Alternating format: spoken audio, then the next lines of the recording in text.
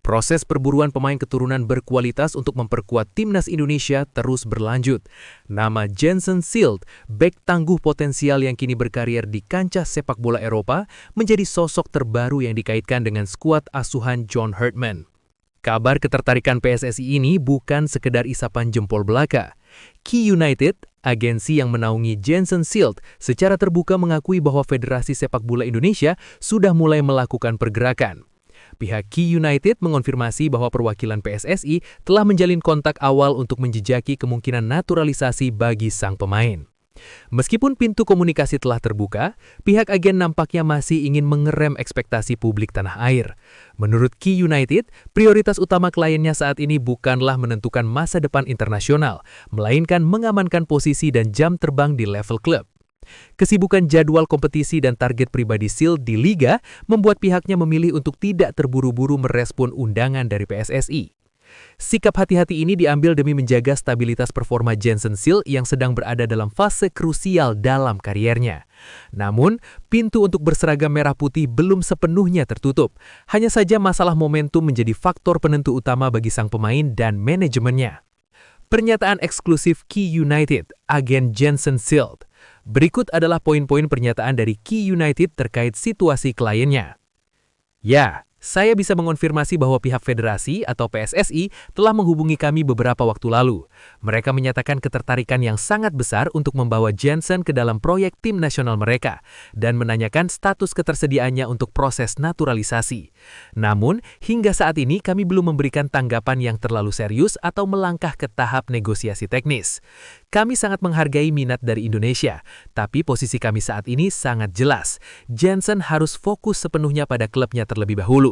Dia masih muda dan sedang berada di periode penting untuk membuktikan kualitasnya di kompetisi Eropa. Kami tidak ingin konsentrasinya terpecah oleh urusan administrasi atau jalan jauh di saat ia sedang berjuang mengamankan posisi utama. Jika waktunya sudah tepat dan semua pihak merasa siap, mungkin kami akan duduk kembali untuk membicarakannya.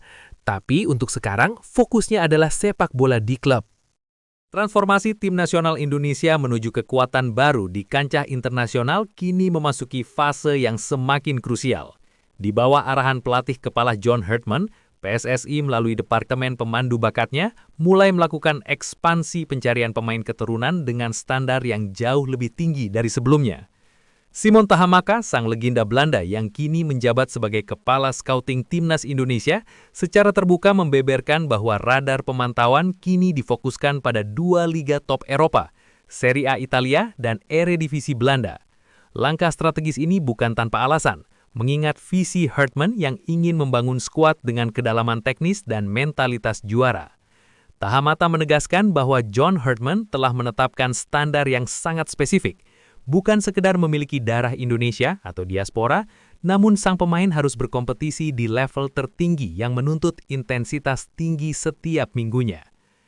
Coach Herdman adalah pelatih yang sangat detail dan perfeksionis.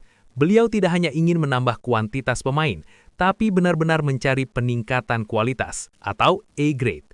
Itulah mengapa fokus kami saat ini tertuju pada Serie A dan Eredivisie. Kita bicara tentang pemain yang setiap pekannya berhadapan dengan taktik kelas dunia dan fisik yang kuat. Ungkap Tahamata dalam diskusi mendalam mengenai masa depan skuad Garuda. Dalam narasinya, Tahamata merinci alasan teknis di balik pemilihan kedua liga tersebut. Serie A dikenal sebagai sekolah pertahanan dan disiplin taktis terbaik di dunia.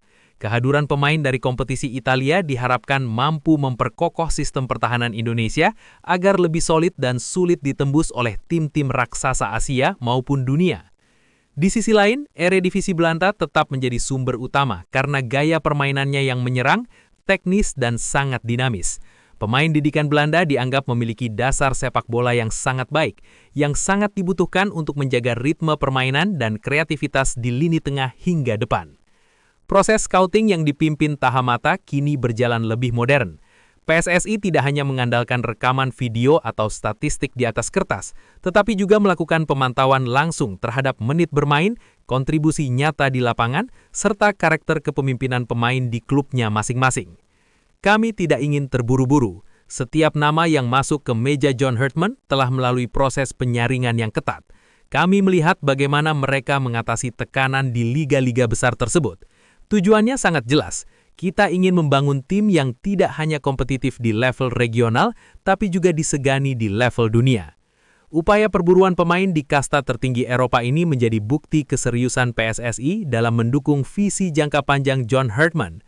Dengan perpaduan antara talenta lokal yang sedang berkembang dan pemain A-grade dari Liga Elit Dunia, Timnas Indonesia diproyeksikan untuk menjadi kekuatan yang benar-benar diperhitungkan dalam kalender FIFA mendatang.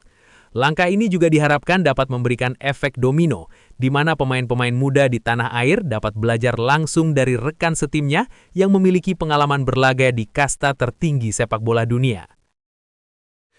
Kedatangan pelatih kelas dunia, John Herdman, ke kursi kepelatihan Timnas Indonesia terus menjadi buah bibir. Tidak hanya di dalam negeri, tetapi juga di kancah internasional. Salah satu media olahraga ternama asal Belanda, NOS Sport, baru-baru ini memberikan ulasan tajam mengenai peta kekuatan skuad Garuda di bawah arahan pelatih asal Inggris tersebut.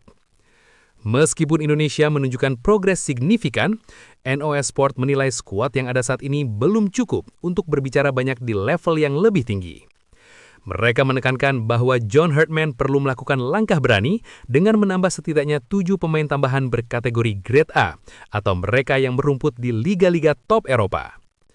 Dalam ulasannya, NOS Sport menyoroti celah yang masih terlihat dalam kedalaman skuad Indonesia.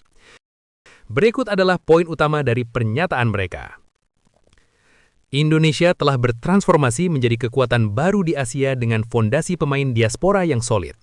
Namun, untuk benar-benar mendobrak pintu Piala Dunia dan bersaing dengan raksasa seperti Jepang atau Australia, John Herdman tidak bisa hanya mengandalkan skuad yang ada. Ia butuh suntikan tenaga baru. Setidaknya 7 pemain level elit yang bermain reguler di kasta tertinggi Eropa, Grade A. Tanpa itu, ambisi besar Indonesia beresiko hanya menjadi angan-angan di tengah ketatnya persaingan taktis sepak bola modern. Tulis NOS Sport. Mengapa harus 7 pemain Grade A? Narasi ini muncul bukan tanpa alasan. John Herdman sendiri dalam konferensi pers perdananya mengakui bahwa intensitas sepak bola internasional membutuhkan pemain yang terbiasa dengan kecerdasan taktik dan fisik yang mumpuni dari liga-liga besar dunia. Pengalaman level tinggi, pemain Grade A membawa mentalitas juara dan ketenangan saat menghadapi tekanan besar. Kualitas di atas rata-rata. NOS Sport merujuk pada beberapa nama potensial seperti Tristan Goyer, Jensen Silt hingga Crescencio Somerville dan lainnya yang dianggap mampu menaikkan level permainan Indonesia secara instan. Ambisi Piala Dunia 2030. Dengan target lolos ke Piala Dunia 2030, proses naturalisasi dan pencarian bakat keturunan di Eropa diprediksi akan semakin masif di